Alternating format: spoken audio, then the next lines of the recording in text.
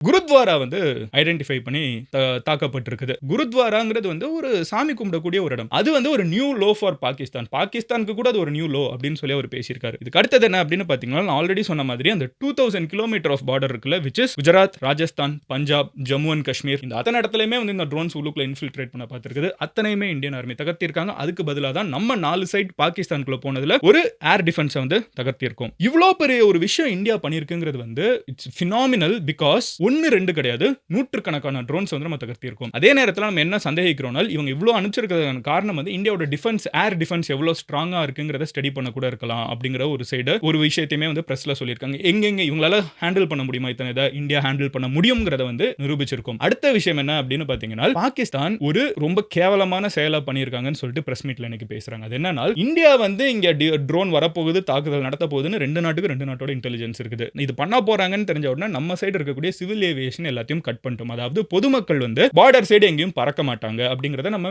Ensure பண்ணிருக்கோம். யாருமே அங்க பறக்கல. இந்தியால இருக்கிற எல்லா ஏர்போர்ட்ஸ்மே வந்து நார்த் இந்தியால பார்டர் சைடு இருக்கிற எல்லா ஏர்போர்ட்ஸையும் க்ளோஸ் பண்ணிருக்காங்க. அதுதான் 27 ஏர்போர்ட்ஸ். ஆனா பாகிஸ்தான் என்ன பண்ணிருக்காங்கன்னா, இந்த ட்ரோன்ஸ் வந்துட்டு இருக்கிற அதே நேரத்துல பாகிஸ்தான்ல சைடுல இருந்து இந்தியாக்குள்ள ட்ரோன் வருது. அந்த நேரத்துல அவங்களுக்கு நல்லா தெரியும் இந்தியா வந்து இந்த ட்ரோன் எல்லாம் தகர்க்க போறாங்கன்னு. ஆனா அந்த நேரத்துல பாகிஸ்தான் அவங்களோட பேசஞ்சர் ஃபிளைட்டை அலோ பண்ணிருக்காங்க. It is a very very bad thing. ஏன்னா பாகிஸ்தான் வந்து அவங்களோட சொந்த நாட்டு மக்களை ஒரு ஷீல்டா யூஸ் பண்ணிருக்காங்கன்னு சொல்லிட்டு இந்தியா பிரஸ் மீட்ல வேர்ல்டு ஃபுல்லா பாக்குற மாதிரி சொல்லியிருக்காங்க. இது எவ்வளவு பெரிய ஒரு கேவலமான செயல்னு யோசிச்சு பாருங்க. அவங்களோட சொந்த நாட்டு மக்களை பாகிஸ்தான் நினைச்சிருந்தா அவங்களோட ஏர் ஸ்பேஸை க்ளோஸ் பண்ணிருக்க முடியும், பண்ணியிருந்தாங்க. ஆனா அதை மீறி நேத்திக்கு ஏர் ஸ்பேஸை ஓபன் பண்ணி விட்டு மறுபடியும் ஃபிளைட்ஸ் போக வர விட்டுட்டு அதுக்கு நடுவுல ட்ரோனையும் அனுப்புறாங்க. இந்தியா வந்து மேக்ஸிமம் ரெஸ்ட்ரெயின் வச்சுக்கிட்டதுனால, எந்த பொதுமக்களும் இறந்து போக கூடாதுன்னு நினைச்சதுனால மட்டுமே வந்து அங்க இருக்கக்கூடிய பேசஞ்சர் ஃபிளைட் எதுவுமே வந்து ஹிட் ஆகல. இந்தியா நினைச்சிருந்தால் அதை பண்ணியிருக்கலாம். இந்தியா வந்து வர ட்ரோனை மட்டும் துல்லியமா கவனிச்சு தாக்கக்கூடிய திறன் இருக்கிற ஒரே காரணத்தினால தான் அவங்களோட ஃபிளைட்டை வந்து அவங்க தாக்காம இருந்திருக்காங்க. பாகிஸ்தான் தன்னோட சொந்த நாட்டு மக்களே ட்ரோனுக்கு நடுவுல